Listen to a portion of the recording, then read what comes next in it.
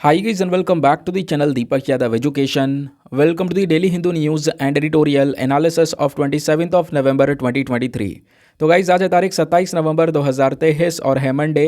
देखेंगे आज के द हिंदू कंप्लीट न्यूज़पेपर को एनालाइज करेंगे। बट लेक्चर में आगे बढ़ने से पहले अगर आपको इस लेक्चर का पीडीएफ चाहिए तो क्या करना है, सबसे पहले डाउनलोड करना है टेलीग्राम, देन उसके बाद जाके सर्च बॉक्स में टाइप करना Deepak Yadav education UPSC. As you can see guys आपको ये वाला चैनल मिल जाएगा, इस पर क्लिक करना और जाकर इस चैनल को ज्वाइन कर लेना। ज्वाइन करने से फ़ायदा क्या होगा, यहाँ पर डेली बेसिस पर लेक्चर का पीडीएफ मिल जाता है, डेली करंट अफेयर के वीडियो का पीडीएफ मिल जाता है और डेली बेसिस पे बहुत सारे डिजिटल नोट्स मिल जाते हैं। नाउ बढ़ते हैं आगे बढ़ने से पहले हमेशा की तरह हम लोग अपने लेक्चर को एक मैप के क्वेश्चन के साथ स्टार्ट करेंगे। तो आज आप सभी को मैप में जाकर देखना है बारदा वाइल्ड लाइफ सेंचुरी को कहाँ पर है ये एग्जैक्टली लोकेटेड, इसको अच्छे से मैप में देखना। देन उसके बाद आकर नीचे कमेंट सेक्शन में टाइप करना, जिससे कि आप लोग इसको लंबे समय तक याद रख पाओगे। साथ ही साथ एक क्वेश्चन सॉल्व करेंगे जो कि यूपीएससी प्रीवियस ईयर साल 2008 के प्रीलिम्स में पूछा गया था। डेली बेसिस पे हम लोग यहाँ पर एक प्रीवियस ईयर क्वेश्चन को भी सॉल्व करते हैं। क्वेश्चन क्या बोलता है दोस्तों, नीचे ऑप्शन के अंदर आपको 4 अलग अलग एनिमल्स के नेम दिए गए हैं। पूछा जाता है कि इनमें से कौन सा एक ऐसा जानवर है जिसको हम तालाब या फिर कुएं में छोड़ दें तो वो मॉस्किटोज यानी कि मच्छर को कंट्रोल करने में हेल्प कर सकता है। Option number A crab, B dog fish, C gambusia fish या फिर डी स्नेल। तो इसका सही आंसर सभी को नीचे कमेंट सेक्शन में देना है। एटलीस्ट सभी को इसमें पार्टिसिपेट करना है, जैसे मैं आप लोगों से डेली बेसिस पे बोलता हूँ। बाय द वे इसका जो करेक्ट आंसर है वो मैंने आपको टेलीग्राम पर प्रोवाइड करवा दिया है, वहाँ से भी आप इसको चेकआउट कर सकते हो। और अगर वहाँ पर आंसर नहीं मिलता है तो भी कोई परेशान होने की ज़रूरत नहीं है, क्योंकि वीडियो के लास्ट में इसके करेक्ट आंसर का डिस्कशन हम लोग करेंगे। तो चलो शुभ आरंभ करते हैं और चलते हैं सबसे पहले थंबनेल वाले इंपॉर्टेंट आर्टिकल की तरफ। जीएस पेपर नंबर 1 हिस्ट्री के पॉइंट ऑफ व्यू से इंपॉर्टेंट है और दोस्तों ये एक ऐसा टॉपिक है जिससे रिलेटेड पहले यूपीएससी कई बार क्वेश्चंस को पूछ चुका है। क्वेश्चंस फ्रेम करने का तरीका क्या रहा है वो भी आगे मैं आपको बताऊंगा। फिलहाल तो आप बहुत सारे न्यूज़ सोर्सेज देख पा रहे होंगे जहां पर बात ये की जा रही है कि 190 मिलियन साल पुराना मरे हुए डायनासोर का एक फॉसिल यानी कि जो जीवाश्म है वो अभी चाइना में पाया गया है। और उस फॉसिल के साथ साथ 50 के आसपास कुछ एग्स पाए गए हैं और वो जो अंडे हैं उनका टेक्सचर बिल्कुल अलग है।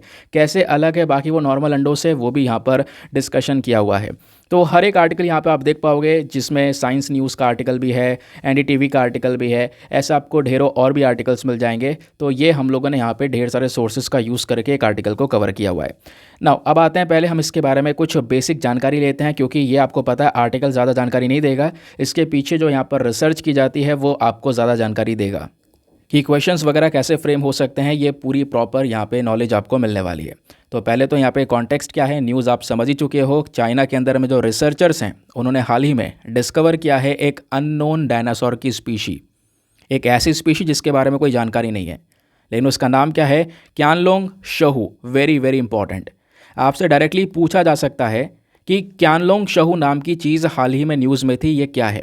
तो पता होना चाहिए डायनासोर की स्पीशी है। दोस्तों ऐसे बर्ड्स को लेकर क्वेश्चन पूछा गया है, बर्ड्स के कुछ ऐसे अलग अलग थोड़े इंटरेस्टिंग से नाम जो है वो न्यूज़ में रहे होंगे, तो उसको लेकर यहाँ पे सवाल पूछ लिया गया कि भाई ये चीज़ हाल ही में न्यूज़ में थी, क्या है, क्या कोई बर्ड की स्पीशी है या ये करके ऑप्शन दे दिए गए। तो इस तरीके से दोस्तों यहाँ पे क्वेश्चन फ्रेम हो जाते हैं। तो इस अननोन डायनासोर की स्पीशी का नाम ध्यान रखना, जिसका नाम है क्यानलोंग शहू। और ये जो इसके फॉसिल्स जहाँ पे मिले हैं दोस्तों, उन फॉसिल्स के बराबर में कुछ अंडे, कुछ एग्स भी यहाँ पे पाए गए हैं। ठीक है, और वो जो अंडे हैं वो इसी सेम स्पीशी के हैं, इसी प्रजाति के हैं, ऐसा भी यहाँ पर बोला जा रहा है। ठीक है, और ये जितने भी यहाँ पर अंडे देखने को मिले ये अलग अलग 5 घोंसलों में फैले हुए हैं। इन अंडे का ऊपर का जब आप लोग यहाँ पर वो स्किन देखते हो तो ऐसा लगता है वो लेदर के अंडे हों। इस तरीके की चीज़ें भी दोस्तों यहाँ पे नोटिस की गई हैं।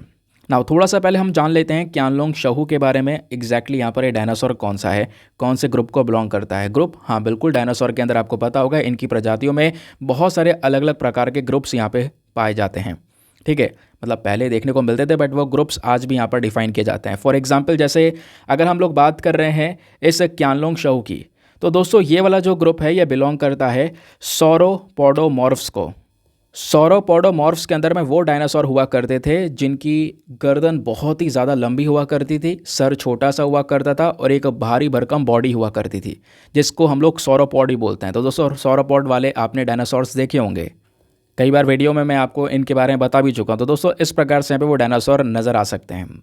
ठीक है, मतलब उनका जो अपीयरेंस है वो इस तरीके से होगा, ऐसा यहाँ पे बताया जा रहा है। जिनकी गर्दन बहुत ही ज़्यादा लंबी होती है, सर छोटा सा होता है, एक हैवी बॉडी होती है।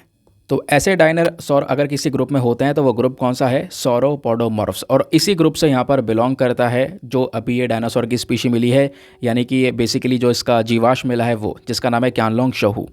ठीक है, और दोस्तों यहाँ पे बोला जा रहा है कि जो क्यानलोंग शहू है ये चाइना में रहा करता होगा उस समय पर, यानी कि बात है ये अर्ली जुरासिक एपोक की। यानी कि अगर अर्ली जुरासिक एपोक की बात करते हैं तो ये बेसिकली समय है लगभग 200 से लेकर 193 मिलियन ईयर्स अगो पहले की बात है। तो उस समय पर ये उसी लोकेशन में रहता होगा जहाँ पे आज के समय पर पूरा चाइना बसा हुआ है। इस प्रजाति का जो नया नाम आपको दिख रहा है ना दोस्तों, ये जो नाम है कहीं ना कहीं एक ड्रैगन को ट्रांसलेट करता है, यानी कि एक ड्रैगन को दर्शाता है, ऐसा यहाँ पे बोला जा रहा है। एक ड्रैगन जो कि अपने यहाँ पर एम्ब्रियोस को, अपने बच्चों को एक प्रोटेक्शन प्रोवाइड करवाता है। ठीक है, तो उस तरीके से यहाँ पर इसको ट्रांसलेट किया जा सकता है, ऐसा बोला गया।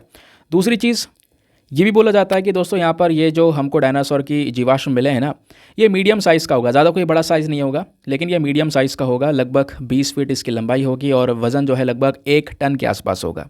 1 टन वज़न होगा, 1 टन वज़न वाला एक मीडियम डायनासोर।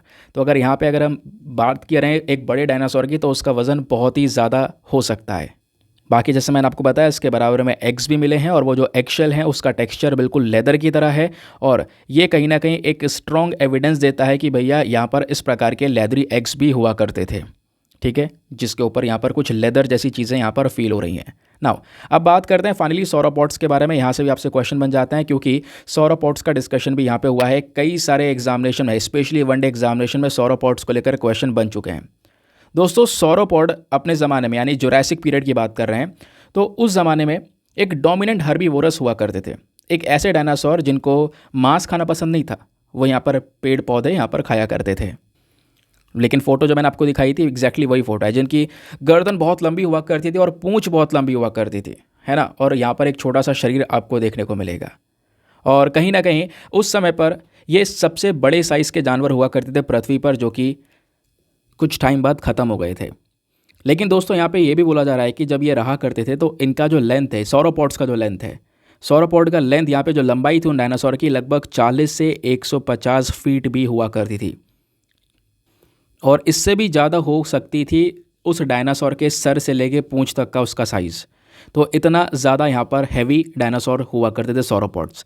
सौरोपॉड्स का जो टोटल वेट है दोस्तों, ये 20 से लेकर 70 टन के आसपास हो सकता था, यानी कि कम से कम 30-35 जो हाथी होते हैं उनका जितना वज़न है उतना वज़न का यहाँ पर एक डायनासोर सौरोपॉड हुआ करता था, ऐसा बोला गया है। बाकी आपको ये भी बताया था इनका जो स्कल है, जो ऊपर सर है, वो बहुत ही छोटा सा होता है। ब्रेन भी यहाँ पर बहुत ही छोटा सा आपको देखने को मिल जाता है। लेकिन एक चीज़ ये भी है कि ये जो डायनासोर है लॉन्गेस्ट लिविंग ग्रुप में बिलोंग किया करते थे। ये एक ऐसा ग्रुप था जो कि लंबे समय तक जीवित रहे, लगभग 1040 मिलियन ईयर्स तक दोस्तों यहाँ पे ये डायनासोर्स एग्जिस्ट करे हमारी इस दुनिया में, ऐसा यहाँ पर बोला गया है। और इन सौरोपॉड्स के कई सारी जगह पर जो अलग अलग जीवाश्म हैं वो भी यहाँ पर पाए जाते हैं, प्लस इनके जो फुटप्रिंट्स हैं वो भी फुटप्रिंट्स भी यहाँ पर देखे गए हैं। फुटप्रिंट्स भी मतलब हर जगह पर पाए गए हैं, केवल एंटार्क्टिका को छोड़कर। तो एंटार्क्टिका वाला रीजन छोड़ दें तो सभी जगह पर फुटप्रिंट्स प्लस इनकी हड्डियाँ, फॉसिल्स, ये सारी चीज़ें यहाँ पर दोस्तों देखने को मिलती रही हैं। ठीक है, उसके बाद बोला जाता है कि ये जो डायनासोर हैं ये बहुत ज़्यादा मात्रा में हुआ करते थे जुरासिक पीरियड के समय पर। ये थोड़े समय तक एग्जिस्ट किए, थोड़ा लंबे समय तक जिए, लेकिन दोस्तों यहाँ पे फिर एक ऐसा पीरियड आया जहाँ पर ये सारे की सारी डायनासोर की जो स्पीशीज़ है वो पूरी तरह से ख़त्म हो गई, पूरी तरह से विलुप्त हो गई, एक्सटिंक्ट हो गई, जिसको हम यहाँ पर बोलते हैं। तो दोस्तों इस आर्टिकल को लेकर ये कुछ बेसिक चीज़ें इसको ध्यान रखना, क्योंकि ये आर्टिकल इतना खास इंपॉर्टेंट नहीं है, बस खाली न्यूज़ में एक चीज़ आ गई, लेकिन इसके पीछे का जो बैकग्राउंड डेटा आपके साथ में शेयर किया गया स्क्रीन पर नीचे की साइड में जो दिखाकर आपको पढ़ाया गया वो ज़्यादा इंपॉर्टेंट है। वो आपको एक तरीके से नोट्स के फॉर्म में मिल जाएंगे कि भाई क्या लिखना है या नहीं लिखना है, बस उतनी चीज़ें पढ़नी है। ठीक है, इस तरीके से हर एक आर्टिकल में आपको ये सारी चीज़ें प्रोवाइड करवाई जाती हैं। फॉर एग्जाम्पल आते हैं हम लोग अपने नेक्स्ट आर्टिकल पर। अगला आर्टिकल बहुत ही ज़्यादा important, specially for the GS paper number 2 polity. क्या बात की जा रही है? तो दोस्तों कल हमारा तारीख थी 26 नवंबर, और 26 नवंबर को हम मनाते हैं कॉन्स्टिट्यूशन डे, संविधान दिवस।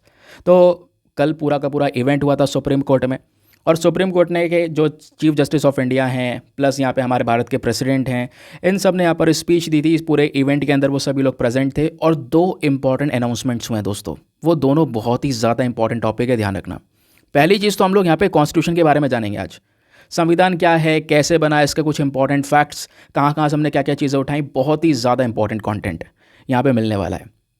तो सुप्रीम कोर्ट हमेशा से लोगों का कोर्ट रहा है, ऐसा यहाँ पर सीजीआई ने कॉन्स्टिट्यूशन डे पर अपना स्टेटमेंट में ये बात बोली है।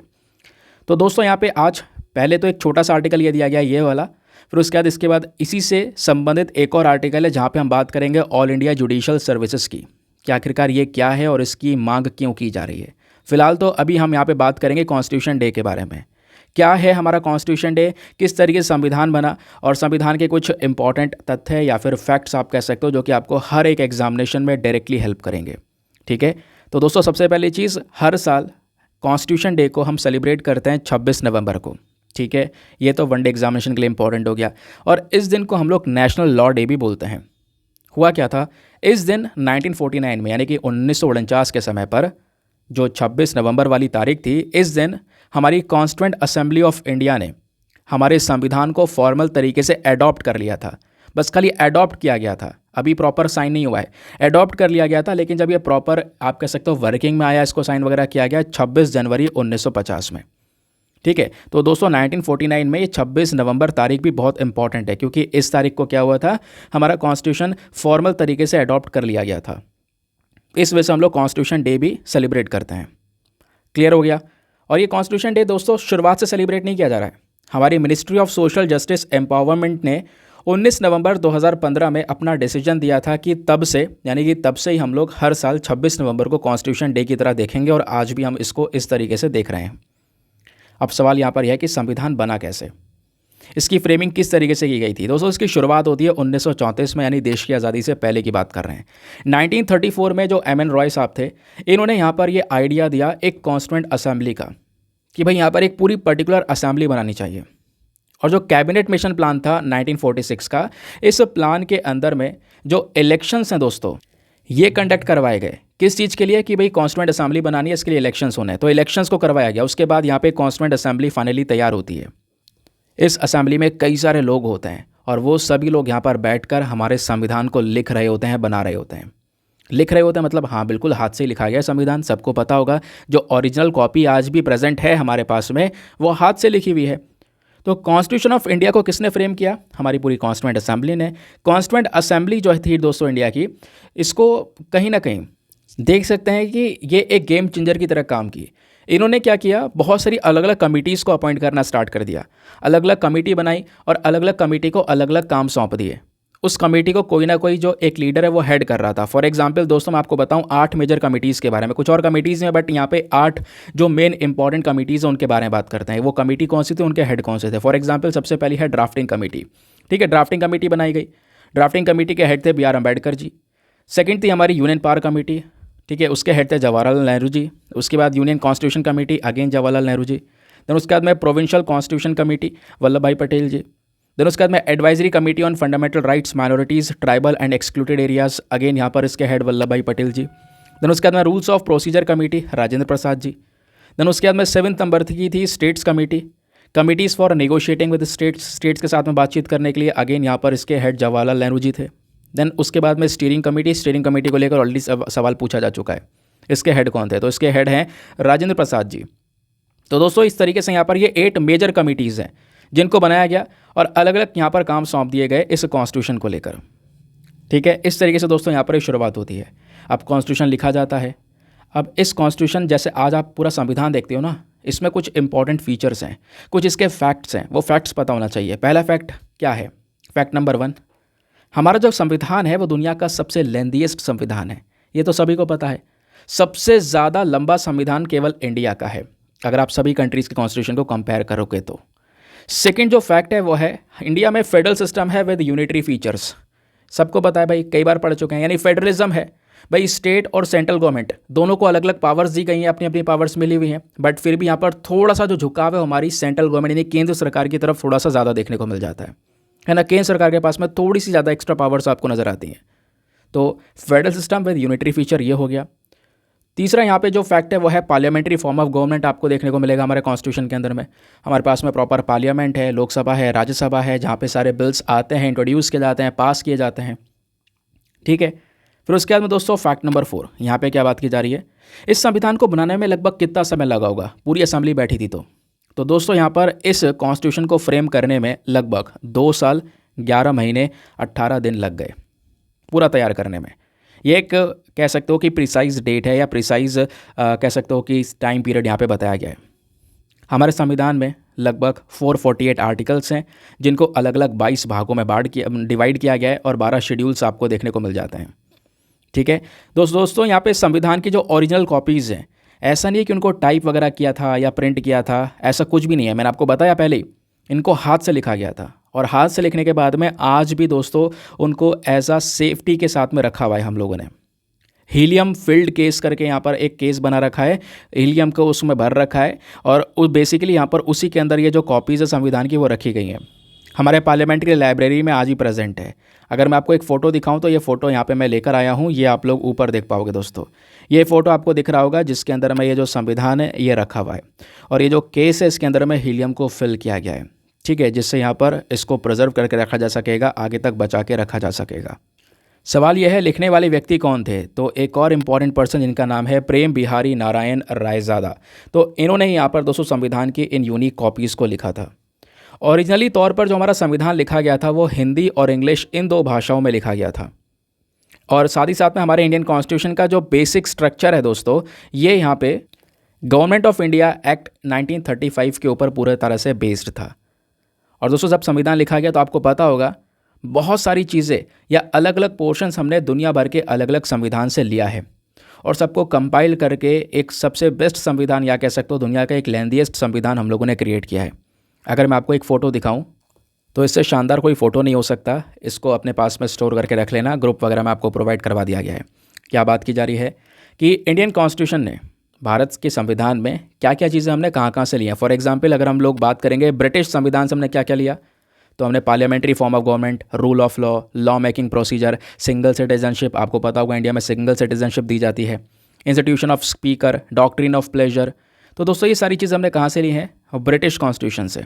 देन हमारा पूरा जुडिशियल सिस्टम हो गए, हमारे मौलिक अधिकार यानी फंडामेंटल राइट्स हो गए, ये कहाँ से लिए हैं, अमेरिकन संविधान से।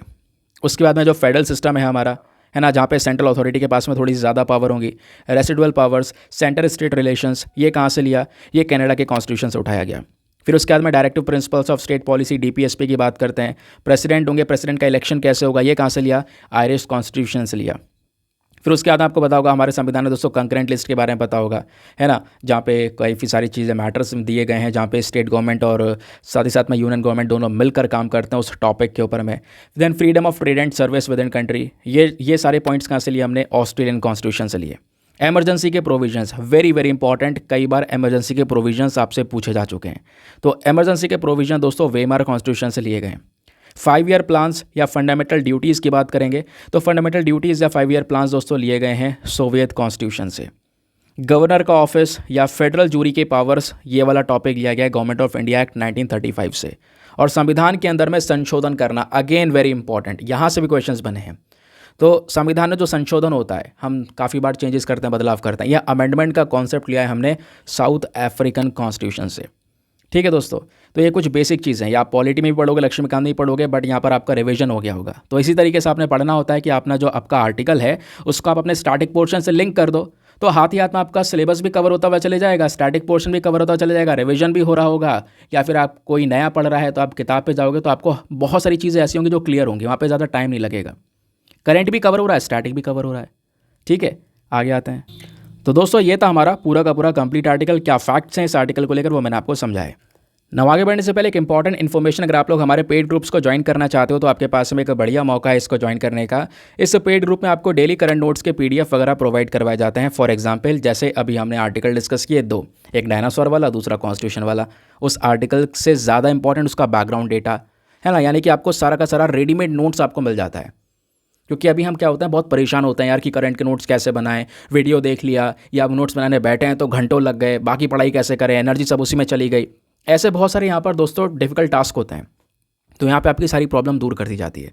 आपने केवल और केवल वीडियो देखना है, उसको सुनना है। बाकी आपको दोस्तों जो बैकग्राउंड डेटा है ना, इसका एक प्रिंटेबल फॉर्म का पीडीएफ प्रोवाइड करवाया जाता है इस ग्रुप में। चाहो तो आप उसका प्रिंट आउट निकलवा सकते हो, अपने पास में रखकर उसको पढ़ सकते हो, या चाहो तो आप सीधा अपने डिवाइस में पढ़कर उसको डिलीट कर दो, कोई प्रॉब्लम वाली बात नहीं है। सारा कंटेंट उस ग्रुप में सिक्योर है।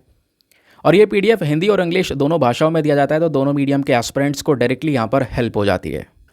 और दोस्तों उस ग्रुप को ज्वाइन करने का जो फ़ी पेमेंट रखा गया है वो भी बहुत ही मिनिमम है, just 499 for the lifetime access, केवल 499 लाइफ टाइम के लिए। या फिर कह सकते हो जब तक आपका सिलेक्शन ना हो जाए तब तक आप इस ग्रुप को इतने अमाउंट में ज्वाइन करके रख सकते हो। और ज्वाइन करना है तो आपको इसके लिए क्या करना होगा, व्हाट्सएप पर जाना, यहाँ पर आपको एक नंबर दिया गया है 8534873368।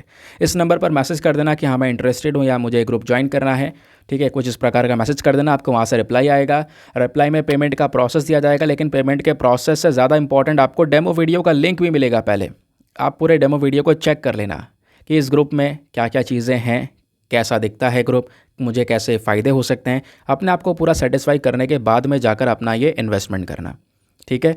बाकी दोस्तों एक बात जो मैं हमेशा बोलता हूँ यार, मेक श्योर करना वीडियो पे जो लाइक का बटन है उसको प्रेस कर देना। एक छोटा सा टारगेट है हमारा 5000 लाइक का, जो कि डेली होता है। प्लीज़ आप इसको सपोर्ट कर सकते हो। चाहो तो आप मेरे साथ में इंस्टाग्राम पे भी जुड़ सकते हो। वहाँ पे जाओगे, लिखोगे दीपक यादव एजुकेशन, तो मेरा प्रोफाइल मिलेगा जहाँ पे ऑलरेडी 14,000 से ज़्यादा लोग जुड़ चुके हैं। आप भी मेरे साथ में पर्सनली जुड़ सकते हो। now आते हैं अगले आर्टिकल पर। अगला आर्टिकल बहुत ही ज़्यादा ज़बरदस्त, अगेन पॉलिटी के पॉइंट ऑफ व्यू से इंपॉर्टेंट है दोस्तों। यहाँ पे ना आपसे मेंस में, इंटरव्यू में, प्रीलिम्स में, इवन कहीं पर भी क्वेश्चन बन सकते हैं।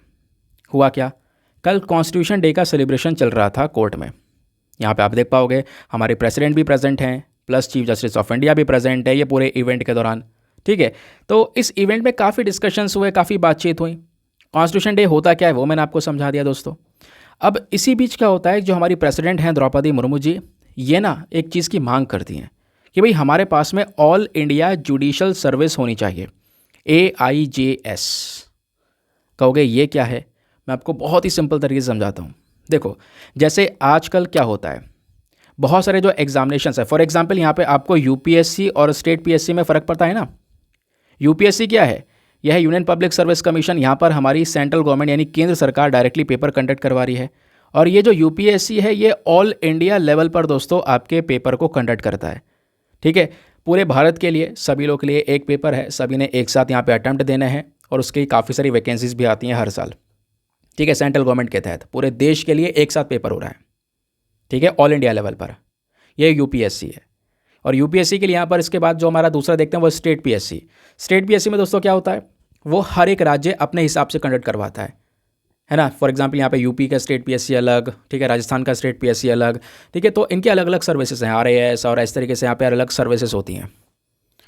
तो दोस्तों यहाँ पे क्या होता है कि ये राज्य सरकार अपने हिसाब से करवाती हैं, वो राज्य सरकार के ऊपर डिपेंड करता है कब वो करवाएं।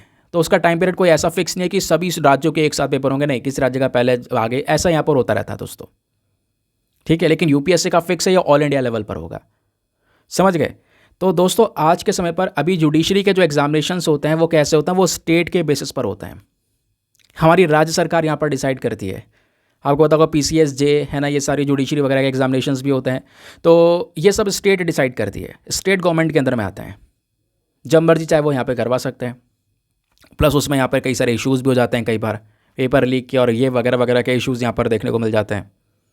तो दोस्तों मांग यहाँ पर यह है कि जुडिशरी सर्विसेज के अंदर भी हमारे पास में इस प्रकार की एक बॉडी होनी चाहिए यूपीएससी की तरह, जिसको हम नाम देंगे AIJS, all India judicial service, ठीक है। यानी जुडिशरी यानी जो जजेस के एग्जामिनेशंस होंगे, तो वो एग्जामिनेशन के लिए भी पूरे ऑल इंडिया लेवल पर वो एग्जामिनेशन साथ में होने चाहिए।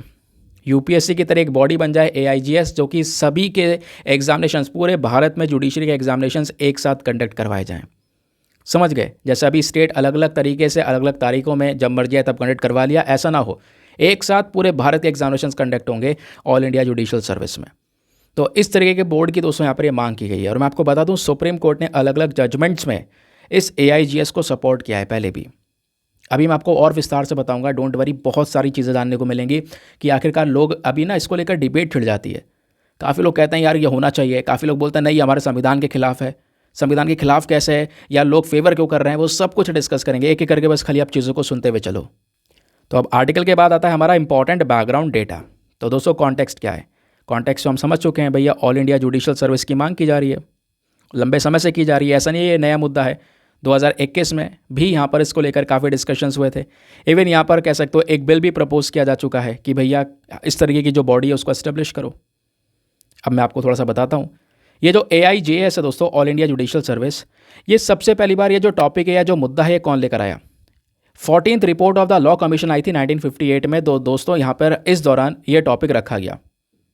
फिर उसके बाद में जो 42nd कॉन्स्टिट्यूशनल अमेंडमेंट हुआ था, संशोधन हुआ था 42वां, कब हुआ था? 1976 में। उसके तहत आर्टिकल 312 को अमेंड किया गया, ठीक है। और यहाँ पे पार्लियामेंट को पावर्स दी गई कि पार्लियामेंट क्या कर सकता है, अलग अलग लॉज बना सकता है। पार्लियामेंट यहाँ पे कानून बना सकता है ना। किस चीज़ के लिए? ऑल इंडिया सर्विसेज के लिए। ऑल इंडिया सर्विसेज में हमारी UPSC या सारी सर्विसेज आ गई, है ना। तो ऑल इंडिया सर्विसेज में आपका AIJS भी अगर बनेगा तो ऑल इंडिया सर्विस बनेगा। तो AIJS को लेकर भी जो कानून बनाने की ताकत है वो पार्लियामेंट को सौंप दी गई थी इस 42वें संशोधन के माध्यम से, ठीक है। तो दोस्तों अगेन यहाँ पर फिर से चर्चा हुई इस AIJS की, तो AIJS को लेकर ये भी डिस्कशन हुआ।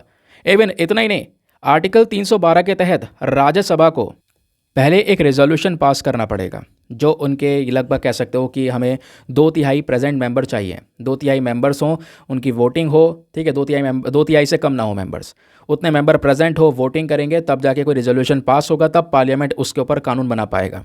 तो ये प्रोविज़न था। तो इस बेसिस पर, इस प्रोसीजर को फॉलो करके हम ऑल इंडिया जुडिशियल सर्विस को बना सकते हैं, समझ गए। तो इसका मतलब यह है कि हमें संविधान में कोई बदलाव नहीं करना पड़ेगा। सबसे इंपॉर्टेंट पार्ट यही है, क्योंकि ऑलरेडी जो 42वां संशोधन हो चुका है वो यहाँ पर AIJS को सपोर्ट करता है, AIJS के फेवर में है। तो आगे क्योंकि लोग यही डिमांड करते हैं कि भैया अगर हमने AIJS को लेकर है तो संविधान में संशोधन करना होगा, इस बॉडी को ऐड करना होगा। जैसे UPSC को हमने अपने पॉलिटी में ऐड कर रखा है, फिर आपकी पॉलिटी में एक टॉपिक और बढ़ जाएगा AIJS। तो यहाँ पे बोला गया नहीं, कोई कॉन्स्टिट्यूशन अमेंडमेंट एक्ट करने की ज़रूरत नहीं है, कोई भी संविधान में संशोधन करने की ज़रूरत नहीं है, क्योंकि ऑलरेडी यहाँ पर ये चीज़ें प्रोसेस में हैं हमारे। इवन दोस्तों सुप्रीम कोर्ट ऑफ इंडिया ने भी एक केस देखा था, ऑल इंडिया जजेस association versus union of India case 1993 में। और वहाँ पर दोस्तों ये जो AIJS है इस पर्टिकुलर बॉडी को सेटअप करने की मांग की थी। हाँ भाई इसको सेटअप करना चाहिए, ऐसा सुप्रीम कोर्ट ने बोला। अब लोग ना इसको लेकर डिवाइड हो जाते हैं। आप में से भी काफ़ी लोग सोच रहे होंगे कि ठीक है बॉडी बननी चाहिए, ऑल इंडिया लेवल पर एग्जामिनेशंस कंडक्ट होने चाहिए। काफ़ी लोग बोलेंगे नहीं ऐसा नहीं होना चाहिए, क्योंकि यहाँ पे कॉन्स्टिट्यूशन में ये आर्टिकल्स है जिसका वोलेशन हो जाएगा। चलो समझते हैं, पहले हम समझते हैं आर्गूमेंट्स फेवर में, कि लोग यहाँ पर कह रहे हैं कि AIJS के फ़ायदे हो सकते हैं, एडवांटेजेस हो सकते हैं। क्या फ़ायदे होंगे? नंबर 1 फ़ायदा, एड्रेसिंग जजेस to population ratio, very very important, ये ज़रूरी भी है। आज हमारे जजेस की संख्या बहुत कम है और देश की आबादी बहुत ज़्यादा, तो प्रॉपर मात्रा में जो रेशियो है दोस्तों वो नहीं है। तो इसी वजह से जो केसेस है वो बहुत सारे पेंडिंग भी पड़े हुए हैं, वो केसेस सॉल्व ही नहीं हो पा रहे हैं।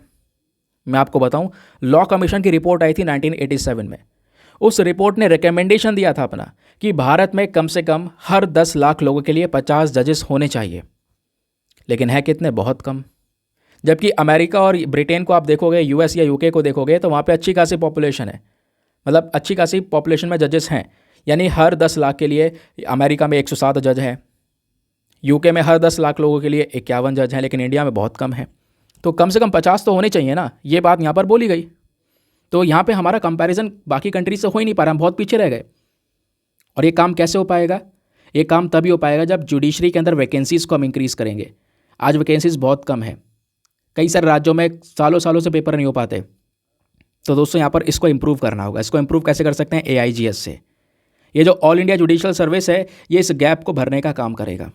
ये पूरे ऑल इंडिया लेवल पर UPSC की तरह हर साल पेपर कंडक्ट करवाएगा, और जो कि यहाँ पर डिसिप्लिन के साथ में होंगे, और उसमें इंश्योर किया जाएगा सही तरीके से हो जाए। कई बार पेपर्स होते हैं उसमें कोई इशू हो जाता है, कैंसिल हो जाते हैं, या फिर कई बार रिजल्ट नहीं आ पाता, ऐसे इशूज़ नहीं होंगे। जैसे UPSC चलता है ना, वैसे यहाँ पर AIJS चलेगा। फिर उसके बाद में दूसरा एडवांटेज यहाँ पे बोला गया, higher representation of marginalised sections of society. सरकार के अकॉर्डिंग अगर हम लोग बात करेंगे तो AIJS एक बढ़िया सोल्यूशन है। अगर आपको यहाँ पर एक इक्वल रिप्रेजेंटेशन रखना है हमारी इस पूरे सोसाइटी के अंदर में, तो उसके लिए AIJS यहाँ पर होना चाहिए। एक अच्छा यहाँ पर कह सकते हो बॉडी ये मानी जाएगी, क्योंकि अगर ये बॉडी दोस्तों सर्विस में आती है तो ये एक ऐसा एरिया बना देगी जहाँ पर टैलेंटेड जो लोग हैं, है ना, वो यहाँ पर जुडिशरी का हिस्सा बन पाएंगे, और फिर वो बाद में धीरे धीरे उनका प्रमोशन होता चला जाएगा, आगे आगे बढ़ते बढ़ते वो हायर जुडिशरी का हिस्सा बन पाएंगे।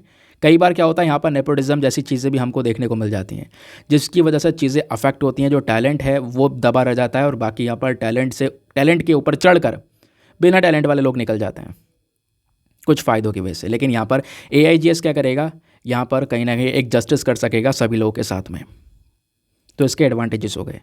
अब बात करते हैं एसोसिएटेड चैलेंजेस की, चुनौतियों की या प्रॉब्लम्स की, कि हम AIGS को अगर लागू करें या लागू करने पे आए तो उसमें दिक्कतें क्या होंगी।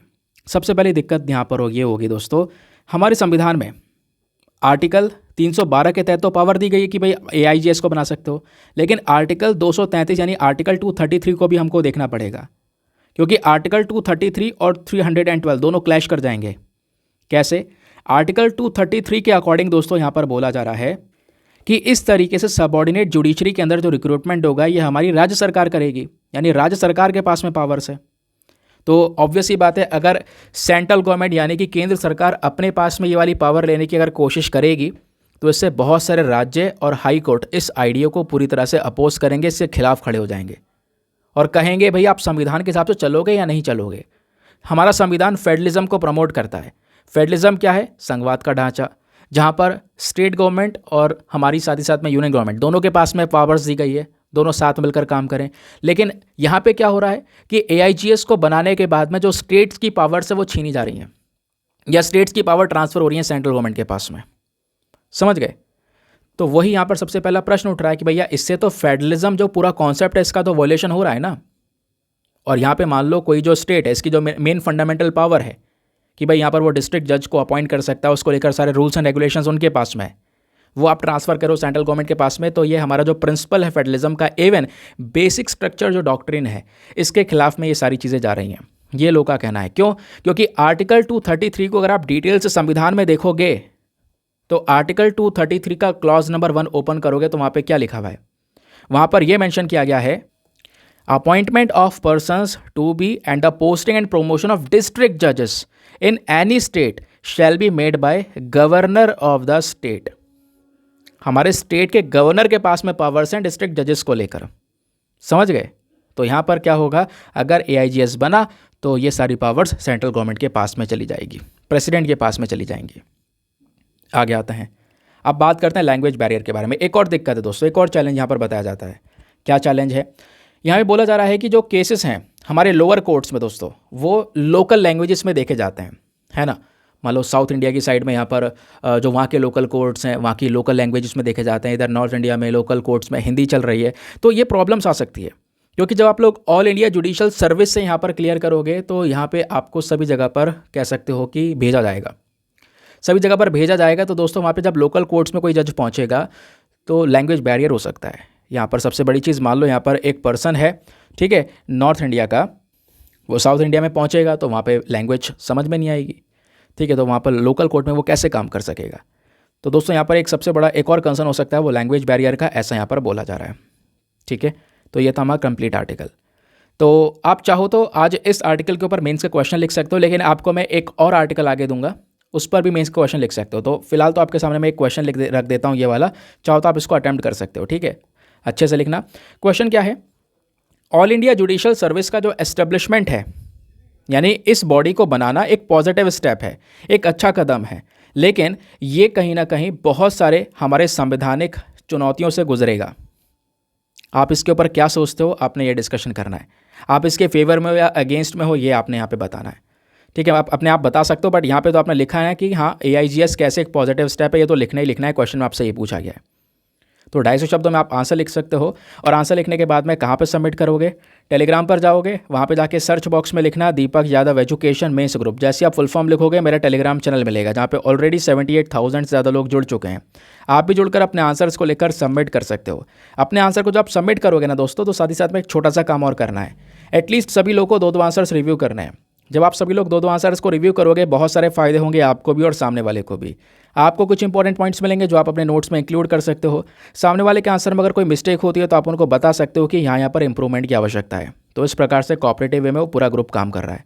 मज़ा आया ये आर्टिकल समझकर? कितनी ज़्यादा प्रॉब्लम्स है ये मैंने आपको बताया, लैंग्वेज बैरियर का इशू क्या है, ये सारी चीज़ें हम लोगों ने यहाँ पर कवर कर ली हैं। आगे आते हैं अगले आर्टिकल पर। Next article GS paper number 3 environment के पॉइंट ऑफ व्यू से इंपॉर्टेंट होने वाला है। तो दोस्तों अभी आने वाले समय पर एक बहुत बड़ी मीटिंग होने वाली है COP26 की, यानी कॉन्फ्रेंस ऑफ पार्टीज़ 26 की मीटिंग। ये 26वां एडिशन है, इस वजह से 26 बोला जा रहा है। ठीक है, ये मीटिंग कहाँ पर होने वाली है? ये बेसिकली यहाँ पर होगी यूएई के अंदर में, यूएई की प्रेसिडेंसी के अंडर में ही यहाँ पर ये मीटिंग चल रही है। तो हमारे पीएम मोदी तैयार हैं, अभी यहाँ पर ये एक बहुत बड़े समिट को अटेंड करने वाले हैं जिसका नाम है world climate action summit. Dubai में होगा ये समिट, इसको यहाँ पर ये अटेंड करेंगे। अच्छा, एक चीज़, ये गलती मैंने कर दी दोस्तों, ये 26वां एडिशन नहीं है, ये 28वां एडिशन है। ठीक है, माफ़ी चाहूँगा। 26वां एडिशन जो आपको ये फोटो दिख रहा है ना, मैंने फोटो देख के 26 बता दिया। 26वां एडिशन हो चुका है ऑलरेडी 2021 में ग्लासगो स्कॉटलैंड के अंदर में। ठीक है, ये उसका फोटो है। अब की बार जो एडिशन है ये 28वां एडिशन है। ठीक है, ध्यान रखना, क्योंकि 27वां बीच 2022 में हो गया और उसके बाद में अब ये 2023 के अंदर हमारा ये 28वां एडिशन है, 28th एडिशन, माफ़ी चाहूँगा, ये आप सही कर लेना इसको। तो ये 28th एडिशन का COP जो है ये कहाँ पे हो रहा है? दुबई में हो रहा है। बात क्लियर हो गई? तो पीएम मोदी यहाँ पर पहुँचने वाले हैं और 30 नवंबर से लेकर 1 दिसंबर तक वहाँ पर ये प्रेजेंट रहेंगे। जो भी यहाँ पर इस समिट में प्रोसीडिंग्स होंगी वहाँ पर डिस्कशन किया जाएगा। फिर उसके बाद नई मीटिंग स्टार्ट होगी कॉन्फ्रेंस ऑफ पार्टी 28 की। ये मीटिंग होने वाली है 28 नवंबर से 12 दिसंबर तक। परसों से 12 दिसंबर तक ये मीटिंग चलेगी यूएई के प्रेसिडेंसी शिप के तहत। और यहाँ पे बोला जा रहा है जो इवेंट होगा, इस इवेंट में बड़ी बड़ी कंट्रीज आएंगी, उनके बड़े बड़े स्टेटमेंट्स हमको सुनने को मिलेंगे। पोल्यूशन को लेकर हर साल होता है भाई, अब पता नहीं वो पूरा करते हैं नहीं करते हैं वो बात अलग है, लेकिन पोल्यूशन को लेकर भाई हम पोल्यूशन इस तरीके से कंट्रोल कर सकते हैं, ये वो कर सकते हैं, वो कर सकते हैं, और फिर अपने देश जाके भूल जाएंगे। ठीक है, सभी जगह का ये हाल है। तो दोस्तों यहाँ पर यह बोला जा रहा है कि ग्रीन हाउस गैस एमिशंस का कितना बड़ा कंट्रीब्यूशन हो चुका है, कैसे यहाँ पे प्रदूषण बढ़ता चले जा रहा है, कैसे प्रदूषण दुनिया के लिए खतरनाक हो सकता है, ये डिस्कशंस होंगे वहाँ पे। ठीक है, अब इंडिया का जैसे टारगेट, आप फॉर एग्जांपल 2021 में जो यहाँ पर 26वां एडिशन हुआ था ग्लासगो में स्कॉटलैंड में, वहाँ पे पीएम मोदी पहुँचे। उन्होंने पंच अमृत यानी कि 5 प्रकार के 5 प्रॉमिस करे किस चीज़ को लेकर, कि इंडिया यहाँ पर इस तरीके से क्लाइमेट एक्शन प्लान लेकर चलेगा। 2070 तक भारत नेट जीरो बन जाएगा। 2030 तक हमारी जो एनर्जी यहाँ पर स्पेशली कम से कम जो 500 गीगावाट तक की एनर्जी है वो हम लोग रिन्यूएबल एनर्जी से जनरेट कर रहे होंगे। कार्बन एमिशन को कम करेंगे। इस तरीके के यहाँ पर गोल्स डिसाइड करे गए थे दोस्तों, और अभी भी वही होने वाला है। इसी प्रकार से सिमिलर गोल्स यहाँ पर डिसाइड करे जाएंगे। कई सारी बड़ी बड़ी कंट्रीज़ अपने बड़े बड़े स्टेटमेंट्स देने वाली हैं इस क्लाइमेट चेंज को लेकर, पोल्यूशन को लेकर। वो सब आगे चलते चलते जब चर्चाएं होती रहेंगी ना, आर्टिकल्स पब्लिश होते रहेंगे, वो सब हमारे न्यूज़ में आता रहेगा, वो आपको बताता चलूँगा। अभी मीटिंग हुई नहीं है, होने वाली है, तो वेट करो थोड़ा सा। ऐसे आर्टिकल कुछ ज़्यादा काम के नहीं होते हैं, मीटिंग होने दो, तब कन्फर्म्ड इन्फॉर्मेशन आएगी, तब डिस्कस करेंगे। हाँ लो, ये हो गई बातचीत, आगे आते हैं। अब दोस्तों पहले आएंगे हम लोग एडिटोरियल एनालिसिस पे। आज मैंने दोनों के दोनों एडिटोरियल इंडियन एक्सप्रेस से लिए हैं।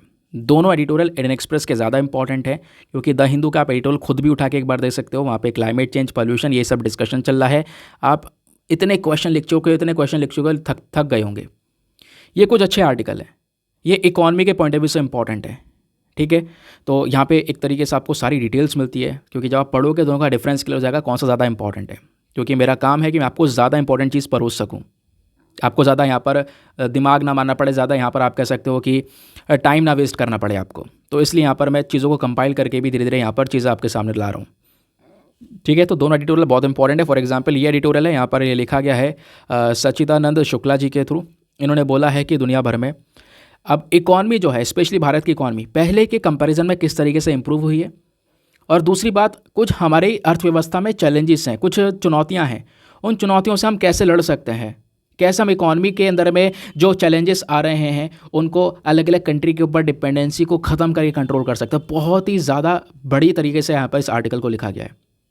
एक एक करके सारी चीज़ें समझेंगे, बस खाली स्क्रीन पर आपने नीचे देखते हुए चलना है, जो कि आप ये काम हमेशा करते हो, क्योंकि सारा कंटेंट नीचे ही प्रेजेंट है। चलो आगे आते हैं और शुरुआत करते हैं इस पर्टिकुलर एडिटोरियल की। तो दोस्तों यहाँ पे बात की जा रही है भारत का जो इकॉनमी है 2024 में, ये थोड़ी सी मजबूत होती हुई हमको नज़र आई है। तो ये केस बेसिस पे बताया है। तो यहाँ पे क्या होता है ना, हमारा हर महीने का काफ़ी सारा एनालिसिस आता है। तो नवंबर 2023 अभी ख़त्म हो रहा है। नवंबर 2023 एक बढ़िया महीना रहा है, ऐसा बोला गया। ठीक है, अगर आप लोग देखोगे इंडिया के पूरे जीडीपी के नंबर्स को, तो अच्छी तरीके से इंडिया की इस पर्टिकुलर ईयर की एंडिंग हो रही है। हमारे जो जीडीपी है, जो ग्रॉस डोमेस्टिक प्रोडक्ट है, वो अच्छे से ग्रो कर रहा है इस साल, ये हमने देखा। इंडियन इकॉनमी ने 2023-24 में, यानी जिस साल में हम चल रहे हैं, वहाँ पर एक अच्छी ग्रोथ को मेंटेन करके रखा हुआ है। इसके सेकंड फाइनेंशियल ईयर में अगर आप दोस्तों देखोगे तो यहाँ पर ग्रोथ हमारी 7% के आसपास आपको देखने को मिलेगी, और ये इस 7% की ग्रोथ को हम देख रहे हैं तो धीरे धीरे वो एक्सपैंड हो रही है। कंजम्पशन भी इस बार यहाँ पे थोड़ा अच्छा खासा हमको नजर आएगा। तो हमारे इस साल का जो अंत है, जो एंड है, एंडिंग अच्छी हो रही है।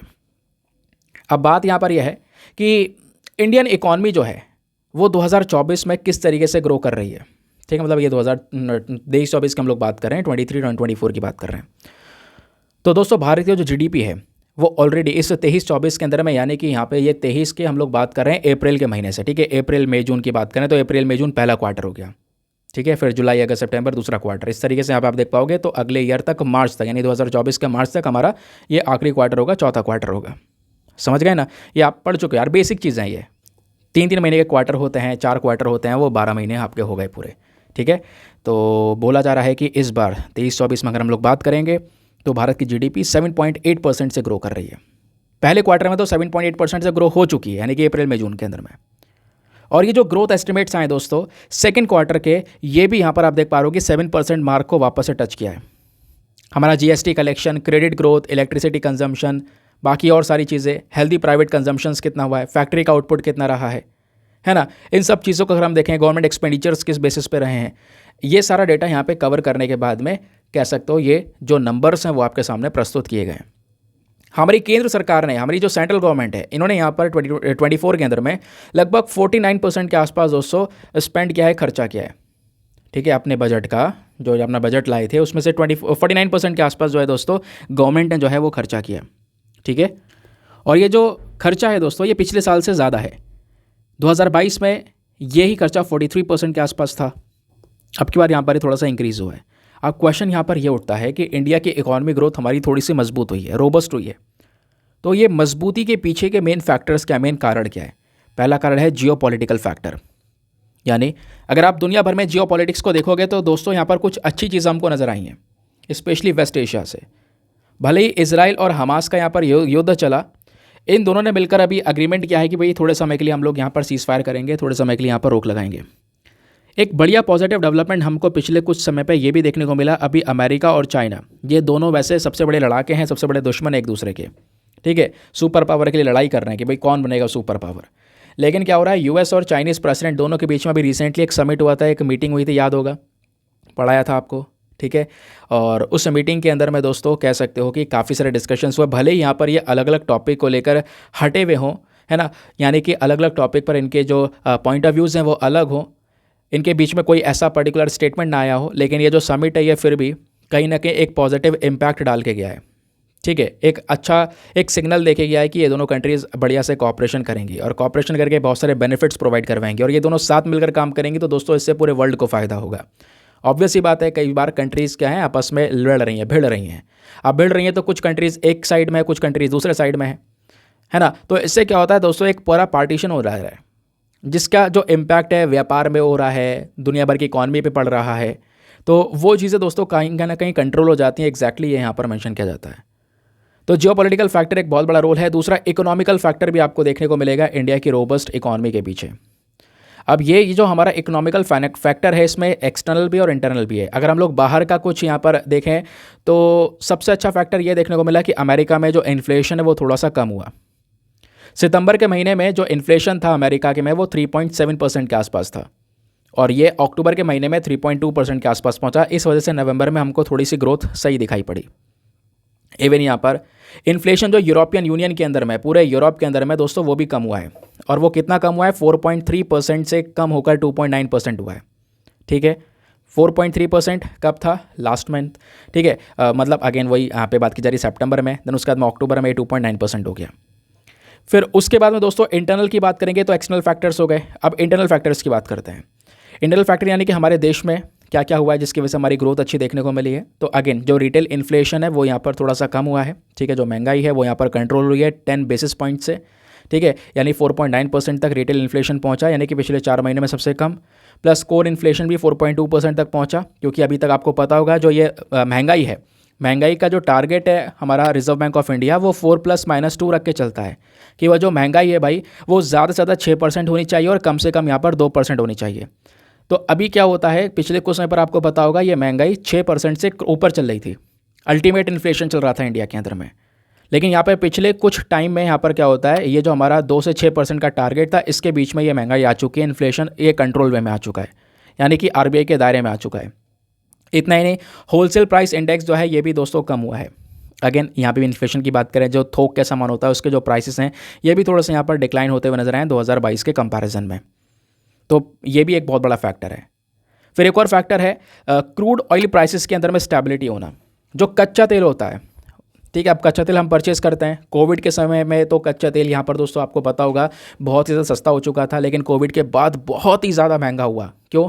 क्योंकि इन गल्फ़ कंट्रीज़ को जो ये कच्चा तेल बेचती हैं इनको नुकसान हुआ। इन्होंने यहाँ पर अपनी सप्लाई कट कर दी, पूरा पैसा वसूलने की कोशिश की, तो बहुत महंगा कर दिया बीच में। तो फिर उसके बाद में दोस्तों अभी थोड़ा सा मामला फिर से मेंटेन हो पाया है। अब जो कच्चा तेल है वो थोड़ा सा कम प्राइसेस में देखने को मिलेगा। कच्चा तेल भी दो प्रकार के होते हैं। एक तो यहाँ पर होता है वेस्ट टेक्सास इंटरमीडिएट, जिसको हम WTI बोलते हैं, आपको याद होगा, पढ़ाया है ना। दोनों के बीच में डिफरेंसेस भी आपको पहली बार मैंने पढ़ा रखे हैं। तो जो WTI है इस बार सितंबर के महीने में ये थोड़ा सा कम देखने को मिला, ठीक है, अराउंड 20% के आसपास यहाँ पर देखने को मिला। जबकि सितंबर के महीने के कंपैरिजन में इस समय पर थोड़ा सा दोस्तों यहाँ पर एक कच्चा तेल जो है इसके प्राइसेस कम हमको नज़र आ रहे हैं। तो इसका भी यहाँ पर असर पड़ता है। ये यहाँ पर प्राइसेस के अंदर स्टेबिलिटी होना, इससे यहाँ पर इंडिया को ज़्यादा पैसा देना नहीं पड़ेगा कच्चा तेल परचेज़ करने के लिए। फिर बात आती है फेस्टिवल्स की। तो अभी जो हमारा पूरा फेस्टिव सीज़न चला, दिवाली आई, दिवाली के साथ बहुत सारे और भी त्यौहार थे आगे पीछे, पता ही होगा। तो इस फेस्टिव सीज़न में भी आप देख पाओगे तो एक पॉजिटिव एंडिंग हमको देखने को मिली है, क्योंकि जो confederation of all India traders हैं, इनकी रिपोर्ट आई है। इनके अकॉर्डिंग बोला जा रहा है जो रिटेल मार्केट है भारत में, यहाँ पर जो व्यापार हमने देखा है वो लगभग 3.75 लाख करोड़ के आसपास देखा है इस पर्टिकुलर फेस्टिव सीज़न में, ये मेन दिवाली के त्यौहार पर। उसके आसपास जो यहाँ पर छोटे मोटे और त्यौहार थे दोस्तों, वहाँ पर और ज़्यादा एडिशनल जो कह सकते हो कंट्रीब्यूशन है वो होता हुआ नज़र आया है। तो अभी तक हमारी ग्रोथ अच्छी है। ग्रोथ अच्छी क्यों है वो यहाँ पर समझाया गया। अब आता है मेन पॉइंट। अब हमारे इस पूरे एडिटोरियल का मेन पार्ट यह है कि हमें आगे भी ध्यान रखना होगा। आगे हमें किन किन चीज़ों के ऊपर ध्यान रखना होगा जिससे हमें खर्चा कम करना पड़े, हम लोग ज़्यादा उससे कमाई कर सकें, उससे ज़्यादा इकॉनमी जनरेट होगी। तो पहला काम ऑयल के प्राइसेस दोस्तों। अब यहाँ पर इंडिया को जो सबसे पहली चीज़ जिसके ऊपर नज़र रखनी चाहिए वो है ऑयल के प्राइसेस। कच्चे तेल के जो दाम है दोस्तों इनको केयरफुली देखना पड़ेगा, क्योंकि जो ओपेक कंट्रीज़ है, ओपेक के बारे में आपको पता होगा, ओपेक की फुल फॉर्म है organisation of the petroleum exporting countries, और इसी टाइप का एक और ग्रुप है जिसका नाम है ओपेक प्लस। ये वो देश हैं जो कि सबसे ज़्यादा कच्चे तेल का उत्पादन करते हैं और दुनिया भर में बेचते हैं अलग अलग देशों को। तो दोस्तों यहाँ पर ये जो कंट्रीज़ हैं ये कहीं ना कहीं पिछले कुछ समय पर इन्होंने बहुत बड़ी हरकत की है। क्या हरकत की है? इनको लॉस हुआ था कोविड के समय पर बहुत ज़्यादा, क्योंकि कोविड के समय पर कोई कच्चा तेल खरीद नहीं रहा था, सस्ता दिया इन्होंने बहुत ज़्यादा। तो उन्होंने बीच बीच में ना सप्लाई को कट किया, ज़बरदस्ती सप्लाई को कट कर दिया ताकि इसकी डिमांड बढ़ती चली जाए। और डिमांड तो उतनी रहेगी ना दुनिया भर में कच्चे तेल की, सप्लाई इन्होंने कट कर दी, सप्लाई कट कर दी और डिमांड ज़्यादा, तो इससे क्या होगा, कॉस्ट बढ़ जाएगी। तो उन्होंने यहाँ पर तेल महंगा कर दिया, जिससे बहुत सारा जो अमाउंट इन्होंने रिकवर भी किया पिछले कुछ समय पर। तो बहुत सारा अमाउंट इन्होंने रिकवर किया है, यानी वही कच्चा तेल जो हम पहले खरीद रहे थे, फॉर एग्जाम्पल 100 रुपये का खरीद रहे थे, तो अब सरकार को 120 रुपये दे के खरीदना पड़ रहा है। तो ये हालात हो गए। तो इस बेसिस पर राइटर ये बोलते हैं कि हमें फोकस करना होगा कि अगर कोई ऐसी चीज़ हो रही है तो हमें पहला कदम ये उठाना होगा कि हमें अपने कच्चे तेल के सोर्सेस को डाइवर्सिफाई करना होगा। क्योंकि आज हम कच्चा तेल इंपोर्ट कर रहे हैं, सऊदी अरेबिया, UAE, ये कुछ सेलेक्टेड कंट्रीज़ है, गल्फ कंट्रीज़ है, इनसे सबसे ज़्यादा इंपोर्ट किया जा रहा है। इसको हमें थोड़ा सा डाइवर्सिफाई करना होगा भाई, और कंट्रीज़ को भी एज अ ऑप्शन देखना होगा। फॉर एग्जांपल जैसे अभी रिसेंटली रशिया को हमने एक ऑप्शन की तरह देखा, रशिया से बहुत सारा कच्चा तेल परचेज़ किया है लास्ट ईयर, याद होगा, इस साल भी परचेज़ किया है। तो ये डाइवर्सिफाई करना ज़रूरी है, ये बहुत इंपॉर्टेंट पॉइंट है। इंडिया को अगर आप देखोगे दोस्तों तो कच्चे तेल की सप्लाई भारत ने कुछ 27 कंट्रीज़ से बहुत तेज़ी से बढ़ाई है। 2006 से 2022 में देखोगे तो दोस्तों पॉपुलेशन इंक्रीज़ हुई है, रिक्वायरमेंट्स बढ़ी हैं, तो ऑब्वियस सी बात है कच्चे तेल की जो रिक्वायरमेंट है वो भी बढ़ेगी, ये हुई है। और इसमें कुछ नई कंट्रीज़ को भी ऐड किया, Colombia, Libya, Gabon, Equatorial Guinea, ये कंट्रीज से भी हम कच्चा तेल मंगा रहे हैं। और दूसरी तरफ हम यहाँ पर US, रशिया, इनके साथ में रिलेशंस को मेंटेन कर रहे हैं। तो भारत ने ये काम किया है, लेकिन हमें कुछ और कंट्रीज़ को भी यहाँ पर देखना पड़ेगा। फॉर एग्जांपल अभी वेनेजुएला बहुत इंपॉर्टेंट कंट्री है। अभी कुछ दिनों पहले मैंने एक आर्टिकल पढ़ाया भी था, थंबनेल भी लगाया था, याद होगा, कि वेनेजुएला को भारत यहाँ पर ऐसा देश देख रहा है जहाँ से हम क्या कर रहे हैं, आप कच्चा तेल परचेज कर सकते हैं। वेनेजुएला में भी अच्छा खासा कच्चा तेल प्रेजेंट है, लेकिन US के सैंक्शन लगे हुए वेनेजुएला पे, जिसकी वजह से हम उससे व्यापार नहीं कर पा रहे हैं। तो अभी अमेरिका ने वो सैंक्शन हटा दिए, तो वेनेजुएला एक अच्छा ऑप्शन है जिससे हम तेल थोड़ा ज़्यादा परचेस कर सकते हैं। तो हमारे ऑप्शन डाइवर्सिफाई हो जाएंगे। अगर ये कंट्रीज़ इस तरीके की हरकत करती हैं तो यहाँ पे हम क्या कर सकते हैं, सीधा उन कंट्रीज़ पे थोड़े समय के लिए जा सकते हैं। इससे क्या होगा, हमारे ऊपर की ज़्यादा बर्डन नहीं पड़ेगा, और ऐसा भी नहीं होगा कि हम ज़्यादा मजबूर नहीं होंगे कि निर्भरता बहुत ज़्यादा है इन देशों के ऊपर में, तो जो ये मांगेंगे वो देना पड़ेगा, ऐसा नहीं हो सकता। फिर प्राइसेस मेंटेन हो जाएंगे। हमें कम खर्चा करना पड़ेगा, ठीक है, ज़्यादा फालतू को खर्चा नहीं होगा, इम्पोर्ट बिल कम बनेगा, जो पैसा बचेगा वो हमारी इकॉनमी में कंट्रीब्यूट होगा। समझ गए। फिर दूसरा यहाँ पर जो कदम उठाया जा सकता है वो है बायोफ्यूल इकॉनमी को हम लोग थोड़ा सा और ज़्यादा बढ़ावा दें। इंडिया जो है अभी बायोफ्यूल इकॉनमी बना रहा है। कैसे? हम अपने पेट्रोल में इथेनॉल मिला रहे हैं, आपको पता होगा, गन्ने का जूस मजाक कर रहा हूँ, गन्ने से यहाँ पर इथेनॉल बन रहा है। तो उस इथेनॉल को दोस्तों बनाकर हम लोग यहाँ पे क्या कर रहे हैं, पेट्रोल में मिला रहे हैं, पेट्रोल में ब्लेंड कर रहे हैं, ताकि पेट्रोल हम कम से कम इस्तेमाल करें। अभी क्या होगा, मान लो पहले हम 100% पेट्रोल यूज़ कर रहे थे, अब 100 में से हम केवल 80% पेट्रोल यूज़ करें, 20% में इथेनॉल मिला दिया, तो भैया वो जो 20% पेट्रोल उसका पैसा तो बचा लिया ना वो हमने खरीदा ही नहीं उस देश से, हमने अपने देश में इथेनॉल बनाकर उससे उसका यूज़ कर लिया। मैं आपको एग्जाम्पल के तौर पर समझा रहा हूँ। अभी 20% तक हम पहुँचे नहीं हैं। 20% तक पहुँचने का टारगेट हमारा 2025-26 तक का है, कि 2025-26 तक हमारा मेन टारगेट है कि हम पेट्रोल में 20% इथेनॉल मिला दें, जिससे तेल की जो ज़रूरत है हमारी वो कम हो जाएगी, तेल कम खरीदेंगे, इथेनॉल मिलाकर तेल वो बेचा करेंगे। समझ गए। तो दोस्तों यहाँ पर सरकार ने ये कदम उठाया है, ठीक है, इस पर थोड़ा सा तेज गति से काम करना होगा। दूसरा, यहाँ पे गवर्नमेंट ने नेशनल ग्रीन हाइड्रोजन मिशन को भी लॉन्च किया है, जहाँ पे हमारा मेन पर्पज़ है ग्रीन हाइड्रोजन को बनाना, और वो ग्रीन हाइड्रोजन भी दोस्तों एनर्जी प्रोवाइड करवाएगा, as a source of energy काम करेगा। समझ गए। आगे आता है तीसरा कदम, हमें क्या उठाना होगा, हमें रिन्यूएबल एनर्जी के सोर्सेज की तरफ ज़्यादा बढ़ना होगा। आज हम कच्चा तेल इस्तेमाल कर रहे हैं, ठीक है, पोल्यूशन बढ़ रहा है और वो पोल्यूशन आगे ही बढ़ता रहेगा। जब एक लिमिट क्रॉस हो जाएगी, जब देखेंगे हालात अब बिल्कुल भी नहीं सुधर रहे हैं, तब दोस्तों यहाँ पे लोगों को या फिर अलग अलग देशों को मजबूर किया जाएगा कि वो इस ऑयल के यूजेस के अंदर में कट डाउन करें। तब आप क्या करोगे? तब भी तो आपको रिन्यूएबल एनर्जी पर जाना पड़ेगा ना। इससे अच्छा आज ही रिन्यूएबल एनर्जी पर ना जाओ। तो इंडिया को यहाँ पे प्रमोट करना होगा नेचुरल गैस को, अपने रिन्यूएबल एनर्जी के सोर्सेज को, और ये ज़्यादा से ज़्यादा सोलर एनर्जी, विंड एनर्जी, इसके ऊपर ज़्यादा फोकस करो। और अगर आप ये ज़्यादा यूज़ करने लगे तो ऑब्वियस सी बात है, ऑटोमेटिकली जो ऑयल के ऊपर यहाँ पे आपकी निर्भरता है, कच्चे तेल के ऊपर निर्भरता है, वो कम हो जाएगी। कच्चे तेल की वजह से दूसरे देशों के ऊपर निर्भरता है, वो भी कम हो जाएगी। तो गवर्नमेंट ने यहाँ पर अपना एक टारगेट भी सेट किया हुआ है कि हमें नेचुरल गैस जो है वो यहाँ पर इंक्रीज़ करनी है, 6% से 15% तक पहुँचाना है 2030 में। ठीक है, आगे आते हैं। अब दोस्तों यहाँ पर क्या है, एक्सटर्नल डिमांड। यहाँ पे ये बोला जा रहा है, देखो मैं आपको ये बताता हूँ और क्या हमें करना होगा। सबसे पहली चीज़, हमें अपनी डोमेस्टिक डिमांड, अपने देश के अंदर जो डिमांड है उसको थोड़ा बढ़ावा देना होगा, उसको बूस्ट करना होगा। कैसे? तो सरकार को यहाँ पे अलग अलग प्रकार के कदम उठाने होंगे। इन्वेस्टमेंट क्लाइमेट में बूस्ट करना होगा, ठीक है, फॉरेन डायरेक्ट इन्वेस्टमेंट को आसान करना होगा, ताकि बाहर के जो अलग अलग कंट्रीज़ हैं, है ना, वो आराम से इन्वेस्टमेंट कर सकें। अभी क्या होता है, जो एफडीआई होती है ना, एफडीआई को लेकर जो नियम कानून होते हैं वो अगर कठोर हैं तो बाहर का कंट्री इन्वेस्टमेंट नहीं करेगा। अगर वो ईजी हैं, उनके लिए आसान है, तो बाहर से इन्वेस्टमेंट आएगा, और बाहर से इन्वेस्टमेंट आएगा तो ऑब्वियस सी बात है, ऑटोमेटिकली ग्रोथ होगी, हमारी कंट्री में कंट्रीब्यूट होगा, इकॉनमी में होगा। ठीक है, प्लस हमारा जो कॉर्पोरेट टैक्स है, कंपनी से जो टैक्सेस लिए जा रहे हैं उसको थोड़ा सा यहाँ पर रिड्यूस करना, प्रोडक्शन लिंक्ड इंसेंटिव स्कीम को ज़्यादा बढ़ावा देना, जिससे हम इंडिया में प्रोडक्शन को इंक्रीज़ कर सकें अलग अलग सेक्टर्स में, ये करना ज़रूरी है। और ये जो इनिशिएटिव्स हैं, इससे क्या होगा, ज़्यादा से ज़्यादा हमारे देश की खुद की कंपनीज़ भी अट्रैक्ट होंगी, प्लस फॉरेन इन्वेस्टमेंट भी आएगा, ज़्यादा नौकरियां जनरेट होंगी, लोगों को यहाँ पे नौकरी करने के अवसर मिलेंगे, ज़्यादा इनकम होगी लोगों की, जो स्टैंडर्ड ऑफ लिविंग है वो इंप्रूव होगा। ऑब्वियस ही बात है, उससे ऑटोमेटिकली हमारी इकॉनमी भी इंप्रूव होगी। समझ गए। तो ये काम करना यहाँ पर ज़रूरी है।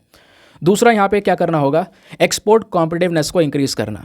इंडिया को यहाँ पे अपना एक्सपोर्ट बढ़ाना होगा, और एक्सपोर्ट बढ़ाने के लिए एक्सपोर्ट बढ़ाने के लिए क्या करना होगा, हमें अपने देश में जो हम सामान बेच रहे हैं उसकी क्वालिटी को इंप्रूव करना होगा, प्रोडक्टिविटी को यहाँ पर इंप्रूव करना होगा।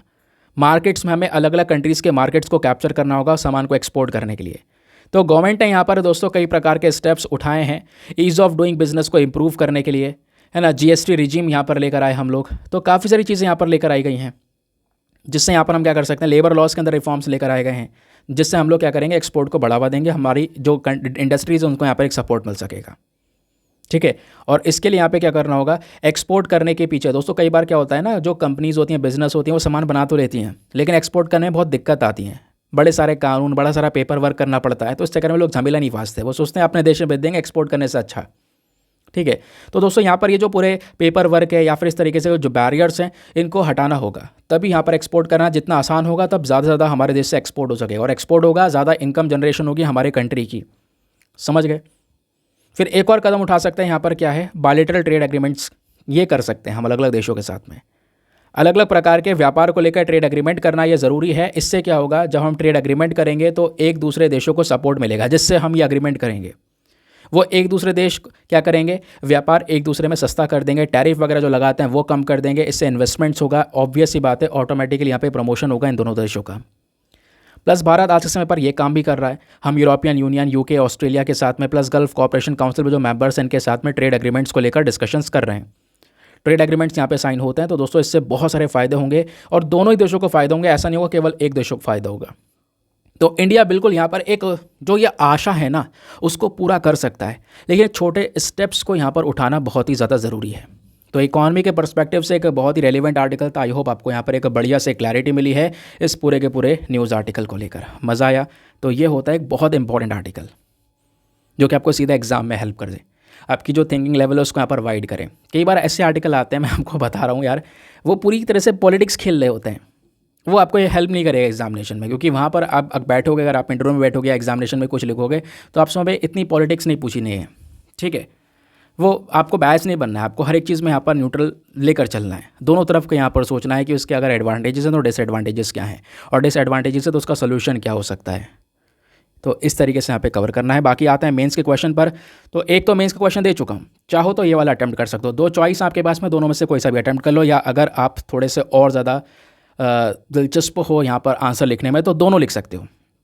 दूसरा क्वेश्चन क्या है, क्वेश्चन यहाँ पर यह है, examine the role of both domestic and global factors contributing to India's positive GDP growth. Bharat की जो ऑलरेडी जो जीडीपी है, ग्रॉस डोमेस्टिक प्रोडक्ट ग्रोथ जो है, ये पॉजिटिव जो ग्रोथ है, इसमें हमारी डोमेस्टिक और ग्लोबल फैक्टर्स यानी हमारे देश की और प्लस बाहर से क्या क्या फैक्टर्स हैं जिन्होंने कंट्रीब्यूट किया है।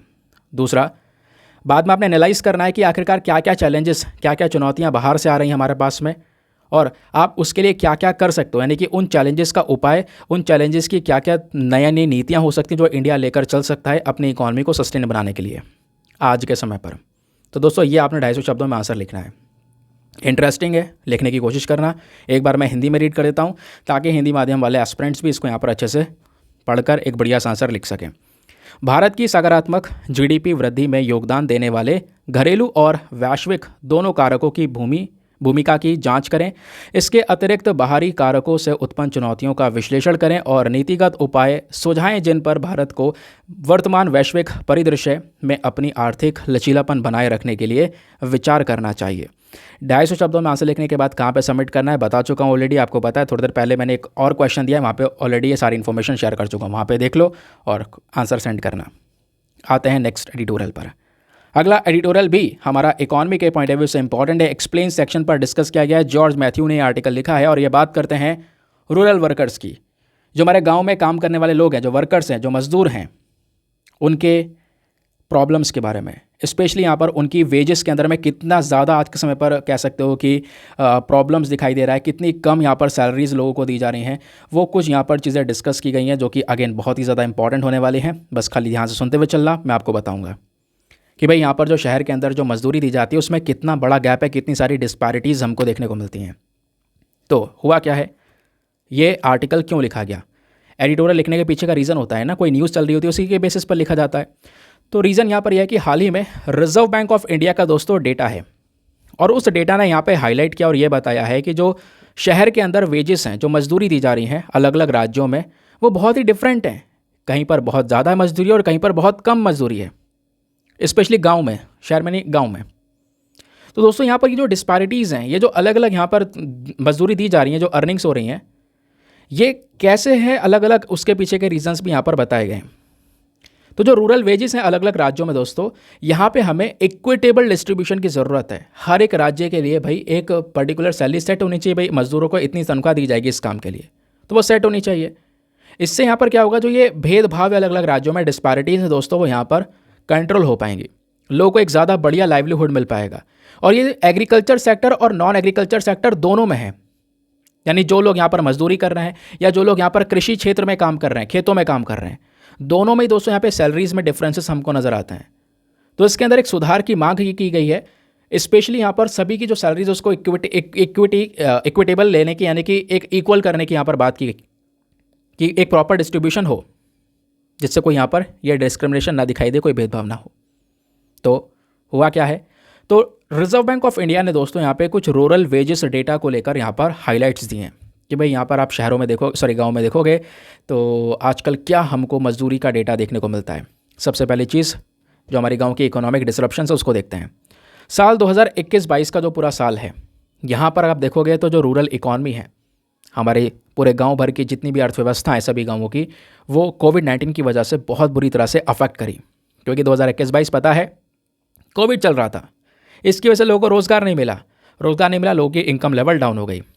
लेकिन 2022-23 में अगर आप देखोगे तो 2022-23 में जो इन्फ्लेशन रेट है वो थोड़ा सा ज़्यादा देखने को मिला है ना, ये हमको देखने को मिल जाता है। उसके साथ साथ जो इंटरेस्ट रेट है, ब्याज वगैरह, वो थोड़ा सा ज़्यादा महंगा हो गया। इस चक्कर में दोस्तों अगेन जो डिमांड्स हैं वो यहाँ पर थोड़ी सी कंट्रोल हो गई, कम हो गई।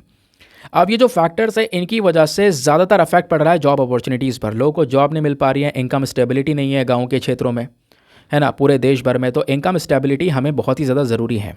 इनकम स्टेबिलिटी नहीं है, ये हमने पढ़ा। दूसरा जो पॉइंट यहाँ पर इस डेटा में बताया गया है वो है रूरल वेज डिस्पैरिटीज़। आखिर कितनी कितनी ये मजदूरी दी जा रही है। आप दोस्तों मध्य प्रदेश के अंदर अगर आप मजदूरी देखोगे, स्पेशली एग्रीकल्चर में और नॉन एग्रीकल्चर में, एग्रीकल्चर नॉन एग्रीकल्चर वर्कर दोनों की मजदूरी देखोगे तो वो नेशनल एवरेज से बहुत कम है। भाई जो एग्रीकल्चर में काम कर रहा है उसको एक दिन की दिहाड़ी 229 रुपये दी जा रही है, और जो नॉन एग्रीकल्चर में काम कर रहा है उसको 246 रुपये की दिहाड़ी दी जा रही है डेली। इतने रुपए में यहाँ पर वो इंसान क्या कर सकेगा। इससे सीधा सीधा यहाँ पर उस परिवार की जो लाइवलीहुड है उसके ऊपर एक बहुत ही बुरा असर पड़ता हुआ नज़र आ रहा है। समझ गए। तो ये हो गई मध्य प्रदेश की बात। लेकिन केरला में आप देखोगे तो केरला में अभी तक की सबसे ज़्यादा मजदूरी है पूरे देश में। यहाँ पे जो रूरल फार्म वर्कर्स हैं, जो खेतों में काम कर रहे हैं, उनकी पर डे के हिसाब से सैलरी लगभग 764 है, 764 रुपये यहाँ पर दी जा रही है। और दोस्तों यहाँ पे अगर हम लोग रूरल कंस्ट्रक्शन वर्कर्स की बात करेंगे, जो यहाँ पर कंस्ट्रक्शन के कामों में लगे पड़े हैं, उनकी मजदूरी की बात करेंगे तो केरला और मध्य प्रदेश अगेन ये दोनों यहाँ पर ऑपोजिट डायरेक्शन में चल रहे हैं। केरला जहाँ पे कंस्ट्रक्शन वर्कर की पर डे के हिसाब से मजदूरी है 852 रुपये, 850 रुपीज़, तो वहीं पर मध्य प्रदेश में ये है 278 यानी 278 रुपये। इसमें बहुत बड़ा डिफरेंस हमको नज़र आता है। तो यही तो बताया गया कि अलग अलग राज्यों में आप देखोगे तो वर्कर्स की जो वेजेस हैं, जो ये मजदूरियाँ हैं, बहुत कम हैं, कहीं पर और कहीं पर ज़्यादा है। तो ये डिस्क्रिमिनेशन है, ये जो डिफ्रेंसिएशन है, ये डिफरेंस को हमें एक करना पड़ेगा, इस डिफरेंस को ख़त्म करना पड़ेगा। इसके लिए यहाँ पे हमें डिस्ट्रीब्यूशन को इक्विटेबल बनाना ज़रूरी है। क्योंकि दोस्तों अगर आप नेशनल एवरेज भी देखते हो, नेशनल एवरेज कितना होना चाहिए, एक एवरेज, तो एग्रीकल्चर वर्कर का जो नेशनल एवरेज दिया जा रहा है ज़्यादातर जगहों पर वो 345 रुपये पर डे दी जा रही है। नॉन एग्रीकल्चर वर्कर को 348 रुपये और कंस्ट्रक्शन वर्कर को 393 रुपीज़, 393 रुपये दी जा रही है। तो इस तरीके का दोस्तों यहाँ पर एक नेशनल एवरेज यहाँ पर दिया जाता है। बाकी अगर हम लोग बात करेंगे रूरल इनकम ग्रोथ की, तो ये थोड़ा सा रुकी पड़ी है, ऐसा यहाँ पर इस डेटा में बताया गया। तो इस डेटा में दो चीज़ें बताई गई थी। तीसरी चीज़ आरबीआई ने ये बोला है कि आप देखोगे 2022-23 में हम थोड़ा बहुत ग्रो करे हैं पहले के कंपैरिजन में। 2023-24 में एक और ज़्यादा ग्रोथ हमको देखने को मिली है, लेकिन फिर भी जो हमारी रूरल इनकम ग्रोथ है दोस्तों वो थमी पड़ी है। शहर के अंदर जो लोगों की आय है, जो तनख्वाह है, वो ज़्यादा इंक्रीज़ नहीं हुई है। आप एग्जाम्पल ले सकते हो एमजी नरेगा का, Mahatma Gandhi national rural employment guarantee act. इसके तहत जो लोगों को मजदूरी पर रखा गया है, इनकी सैलरीज दोस्तों यहाँ पर आप देखोगे तो अभी तक बढ़ी नहीं है। जो पहले सालों से चल रही थी वो एग्जैक्ट यहाँ पर चल रही हैं। ज़्यादा कोई सैलरीज आपको यहाँ पे नज़र नहीं आएंगी। समझ गए। तो जो ग्रोथ है वो थमी पड़ी है। वो ग्रोथ होनी तो चाहिए लेकिन वो थमी पड़ी है। ये भी एक चीज़ हमको देखने को मिली है। अब यहाँ पे राइटर ने ये बोला कि आखिरकार ये सिनेरियो जो हमको देखने को मिल रहा है, जो वेजेस में डिस्पैरिटीज़ हमको नज़र आई हैं हमारे पूरे देश भर में, इसके पीछे के मेजर फैक्टर्स क्या हैं, मेजर कारण क्या हैं। तो नंबर 1 कारण यहाँ पर आपको देखने को मिलता है इकोनॉमिक डेवलपमेंट डिस्पैरिटीज़। क्योंकि डेवलपमेंट भी इसी तरीके से है, कहीं पर ज़्यादा डेवलपमेंट है और कहीं पर डेवलपमेंट कम है। जहाँ पे ज़्यादा डेवलपमेंट होगा वहाँ पे लोगों को नौकरी भी अच्छी मिल रही है और ज़्यादा पैसा भी मिल रहा है। जहाँ पे डेवलपमेंट विकास कम है वहाँ पे लोगों को नौकरी मिल भी नहीं रही है, और प्लस अगर मिल रही है तो बहुत कम दाम में मिल रही है, बहुत कम अमाउंट जो है सैलरी में प्रोवाइड करवाया जा रहा है। तो ये एक मेन रीज़न है। तो आप रीजन को और स्टेट्स को अगर आप देखोगे तो इकोनॉमिक डेवलपमेंट लेवल अलग है। आप एडवांस इंडस्ट्रियल रीजन को देखो, जहाँ पे बहुत सारी इंडस्ट्रीज़ लगी पड़ी हैं, वहाँ पे अगर कोई नौकरी करने जाता है, ठीक है, नॉन एग्रीकल्चर जॉब्स में, तो दोस्तों यहाँ पर उसको हाई पे स्किल मिलता है, मतलब ज़्यादा अमाउंट मिलता है उसको सैलरी में। एग्रीकल्चर के कंपैरिजन में ज़्यादा सैलरी यहाँ पर इधर मिल जाती है जो एक एडवांस इंडस्ट्रियल रीजन में काम कर रहा है। दूसरा फैक्टर यहाँ पर क्या है, पॉलिसी इंटरवेंशन। आप देखोगे राज्य सरकारों के पास में अलग अलग पावर्स हैं। राज्य सरकारों के पास भी पावर है, केंद्र सरकार के पास पावर है। राज्य सरकार अपने हिसाब से नई नई पॉलिसीज़ बना लेते हैं, नई नई नीतियाँ बना लेते हैं मिनिमम वेजेस को लेकर, लेबर को किस तरीके से रेगुलेट करना है उसको लेकर, सोशल सिक्योरिटी स्कीम को लेकर। तो इसमें भी डिस्पैरिटीज़ होती हैं, कोई राज्य सही से बना रहा है, कोई राज्य नहीं बना रहा है। किसी राज्य में बहुत कठोर कानून है लेबर लॉस को लेकर, वो थोड़े से यहाँ पर ज़्यादा मजदूरी दे रहे हैं। कुछ राज्यों में दोस्तों यहाँ पर बहुत कम मजदूरी दी जा रही है, जॉब अपॉर्चुनिटीज़ कम है। और कुछ राज्यों में बहुत ज़्यादा वेजेस भी हैं, तो यहाँ पर जॉब अपॉर्चुनिटीज़ बहुत ज़्यादा कम है, लोगों को प्रॉपर रोज़गार नहीं मिल पा रहा है। तो उनकी अलग अलग जो नीतियाँ हैं दोस्तों, वो भी यहाँ पर डिपेंड करती हैं। फिर उसके बाद में एक और फैक्टर है, वह है market forces and demand supply. ये भी मैटर करता है भाई। जो वेज रेट है, जो यहाँ पर मजदूरी का दोस्तों यहाँ पर अमाउंट दिया जाता है, ये मार्केट डिमांड के ऊपर भी तो यहाँ पर ऑब्वियस सी बात है ये डिपेंड करेगा। मान लो कोई ऐसा रीजन है जहाँ पर डिमांड ज़्यादा है और वर्कफोर्स जो है, काम करने वाले जो लोग हैं वो लिमिटेड हैं, तो उस एरिया में ज़्यादा पैसा लोग लेंगे। लेकिन किसी एरिया में काम बहुत कम है और वर्क करने वाले बहुत सारे लोग हैं, तो दोस्तों यहाँ पर क्या होगा, वो अमाउंट कम हो जाएगा। समझ गए? तो ये दोस्तों एक और मेन कारण है। फिर है cost of living and standard of living. अब लोगों का यहाँ पर इसमें भी वेरिएशन है। वेरिएशन कैसा है? बहुत सारे एरिया आप ऐसे देख सकोगे जहाँ पे लोगों का स्टैंडर्ड ऑफ लिविंग बहुत ही ज़्यादा हाई है, रहने खाने पीने का तरीका बहुत ही ज़्यादा अलग है, बहुत ही हाई है ना। तो दोस्तों वहाँ पे क्या होता है, लोगों को जो वेजेस प्रोवाइड करवाई जाती हैं, जो मजदूरी प्रोवाइड करवाई जाती है, वो भी यहाँ पर ज़्यादा प्रोवाइड करवाई जाती है। फिर आता है एक और फैक्टर, जोग्राफिकल फैक्टर और एग्रीकल्चरल साइकिल्स। वेदर कंडीशन भी मैटर करता है। वेदर कंडीशंस हो गई या एग्रीकल्चर साइकिल हो गई दोस्तों, ये भी यहाँ पर काम करने वाले व्यक्ति की कह सकते हो कि यहाँ पर जो उसके ऊपर भी इम्पैक्ट डालता है। मतलब मैं आपको बताता हूँ, सीजनल फ्लैक्चुएशन, कभी गर्मी है तो कभी ठंडी है, कभी बरसात है, अलग अलग सीज़न आता रहता है। तो दोस्तों इसी के ऊपर में एग्रीकल्चर एक्टिविटीज़ डिपेंडेंट है। किसी सीज़न में यहाँ पे लोगों को रोज़गार मिल रहा है, किसी सीज़न में नहीं मिल रहा है। समझ गए? तो सीज़न वाइज दोस्तों यहाँ पर एक कह सकते हो, किसी सीज़न में ज़्यादा ग्रोथ हुई है, किसी सीज़न में ग्रोथ कम है ना। गर्मियों में ग्रोथ ज़्यादा हुई थी, गर्मियों में ज़्यादा अच्छी फसल हुई, ज़्यादा पैसा मिला। ठंडियों में अच्छी फसल नहीं हो पाई, ज़्यादा पैसा नहीं मिल पाया। तो इसके चक्कर में जो वेजेस हैं ये ऊपर नीचे होते रहते हैं। समझ गए? तो ये यहाँ पर राइटर ने एक्सप्लेन किया आखिरकार मेन फैक्टर्स क्या हैं वेज डिस्पैरिटीज़ के पीछे। अब यहाँ पे बताया गया है कि देखो, इंडिया ने अलग अलग प्रकार के इनिशिएटिव्स, अलग अलग प्रकार के हमने कदम उठाए हैं ऐसे, ताकि हम लोगों को सपोर्ट कर सके, लोगों को यहाँ पर प्रॉपर रोज़गार दे सके, जिसमें प्रॉपर उनको मजदूरी दी जा सके। तो उस इनिशिएटिव में पहला है Mahatma Gandhi national rural employment guarantee act, पढ़ रखा है आपने। आत्मनिर्भर भारत रोजगार योजना हो गया, नेशनल करियर सर्विस प्रोजेक्ट हो गया, दीनदयाल अंत्योदय अन्न योजना हो गया, है ना, जिसको नेशनल रूरल लाइवलीहुड मिशन भी बोलते हैं। फिर rural self employment training institute हो गया, पीएम कौशल योजना हो गया। तो दोस्तों ये सारे इनिशिएटिव्स है गवर्नमेंट के, जहाँ पर मेन फोकस होता है कि हम लोगों को थोड़ा सा रोज़गार दे सकें। अब राइटर ये बोलते हैं कि हमें करना क्या चाहिए, अगर इतनी सारी दिक्कतें हैं तो हमें करना क्या सही रहेगा हमारे लिए। पहला जो कदम उठाना है वो है एग्रीकल्चर डाइवर्सिफिकेशन। भाई रूरल इकोनॉमीज़ में हमें अलग अलग सेक्टर्स को प्रमोट करना होगा, ठीक है, हमें डाइवर्सिफाई करना होगा हर एक चीज़ों को, ठीक है। जैसे कि यहाँ पर आप कह सकते हैं, तो जो जानवर का पालन कर रहे हो, है ना, गाय भैंस पाल रहे हो, वो अलग है। मछली पकड़ना, फिशरी सेक्टर में काम करना, एग्रीकल्चर सेक्टर में काम करना, तो इस तरीके से अपना आपको डाइवर्सिफाई करना होगा अलग अलग सेक्शंस में। इससे क्या होगा, इससे आप ये काम, आप 2-3 काम कर रहे हो, 2-3 स्किल्स आपके पास में आती है, तो इससे आपको एडिशनल इनकम जनरेट होगी, आपके पास में इनकम सोर्स बढ़ जाएगा। केवल एग्रीकल्चर के ऊपर जो डिपेंडेंसी है वो खत्म हो जाएगी। अगर एग्रीकल्चर से ज़्यादा पैसा नहीं आया तो आपने पशुपालन कर रखा है, गाय भैंस पाल रखे हैं, उसके डेयरी से आपका पैसा आ गया, या फिशिंग करी है वहाँ से पैसा आ गया। समझ गए? तो यहाँ पे आपने डाइवर्सिफाई करना होगा, और ये रियल में हमें लाइफ में भी अपनाना होगा। आपके जो इनकम सोर्सेज हैं वो थोड़े से ज़्यादा होने चाहिए। दूसरा कदम हमें जो उठाना है वो है टेक्नोलॉजिकल एडॉप्शन एंड इनोवेशन, ठीक है। हमें टेक्नोलॉजिकल एडवांसमेंट के ऊपर फोकस करना होगा। एग्रीकल्चर के अंदर में अगर प्रोडक्टिविटी बढ़ानी है तो ऑब्वियस सी बात है, नई ज़माने की मशीन्स चाहिए, नई ज़माने की टेक्निक चाहिए। जो पुराने ज़माने की टेक्निक हम इस्तेमाल करना, उसमें देरी भी होती है, प्लस हमारा इतना ज़्यादा अच्छा बड़े लेवल का फसल प्रोडक्शन भी नहीं हो पाता है। तो हमें यहाँ पर एक modern farming techniques, modern machineries की ज़रूरत है। इसी से हमारी जो रूरल इनकम्स है वो यहाँ पर इंक्रीज़ होती हुई नजर आएंगी। फिर तीसरा कदम उठा सकते हैं, वो है इंफ्रास्ट्रक्चर डेवलपमेंट। हमें रूरल इंफ्रास्ट्रक्चर में ज़्यादा से ज़्यादा इन्वेस्ट करना होगा। प्रॉपर रोड्स होनी चाहिए, इरिगेशन सिस्टम, कनेक्टिविटी, यहाँ पर पैसा खर्च करना ज़रूरी है, क्योंकि इससे क्या होगा, इकोनॉमिक एक्टिविटीज़ को यहाँ पर आप कह सकते हो कि एक बूस्ट मिलेगा। नई नई नौकरियाँ यहाँ पर जनरेट होंगी, ठीक है, काम करने के लिए भी तो लोग चाहिए, तो नई जॉब जनरेट होंगी। इंडस्ट्रीज़ यहाँ पे गांव में पहुँचना स्टार्ट हो जाएंगी। तो इंडस्ट्रीज जब लगेंगी, क्योंकि वहाँ पे पता रोड अच्छी है, इरिगेशन सिस्टम अच्छा है, कनेक्टिविटी अच्छी है, तो इंडस्ट्रीज़ जब लगेंगी लोगों को रोज़गार मिलेगा, रोज़गार बढ़ेगा, लोग ही मजदूरी बढ़ेंगी। तो ये यहाँ पर 200 स्टेप उठाया जा सकता है। फिर एक और स्टेप उठाया जा सकता है, वो है माइग्रेंट वर्कर्स वेलफेयर के ऊपर में फोकस करना। कुछ नई नई पॉलिसीज़ और रणनीतियाँ हैं दोस्तों, इसको इस तरीके से इम्प्लीमेंट करना जिससे जो हमारे माइग्रेंट वर्कर्स हैं जो एक राज्य से दूसरे राज्य में जा रहे हैं काम करने के लिए, तो उनके अधिकार, उनके राइट्स को भी ध्यान में रखना है। उनको भी प्रॉपर वेजेस देनी, अच्छी living condition, social security benefits provide करवाना, ये भी हमारे लिए ज़रूरी है। इसी से हम ये सारे के सारे काम कर पाएंगे। तो ये दोस्तों यहाँ पर एक और हो गया इंपॉर्टेंट एडिटोरियल। यहाँ पे रिजर्व बैंक ऑफ इंडिया का डेटा है, तो डायरेक्टली आपसे पूछा भी जा सकता है क्योंकि आरबीआई का एक ऑफिशियल डेटा है। ये पूरा का पूरा आज का हमारा एनालिसिस। आई होप आपको मज़ा आया होगा, बहुत कुछ जानने को मिला होगा। फटाफट आते हैं हम लोग अपने प्रीलिम्स वाले क्वेश्चन पर। क्वेश्चन ये था कि इन चारों जानवरों में से कौन सा एक ऐसा जानवर है जो कि हमारे मच्छरों को कंट्रोल करने के लिए काम कर सकता है अगर उस जानवर को तालाब या फिर कुएं में छोड़ दिया जाए तो उसका सही उत्तर है ऑप्शन नंबर सी, गैम्बूजिया फ़िश। ठीक है, तो गैम्बूजिया फ़िश के बारे में दोस्तों आपने ध्यान में रखना है। हर प्रकार के वाटर में ये सर्वाइव कर सकती है।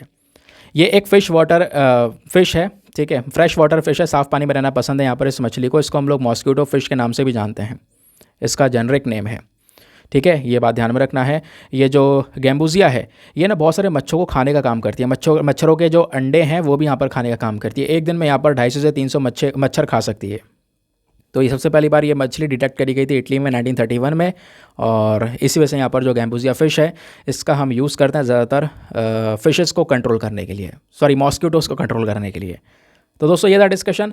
मिलते हैं आपसे अगले वीडियो में। आज के लिए bye bye, have a nice day, thank you and Jai Hind.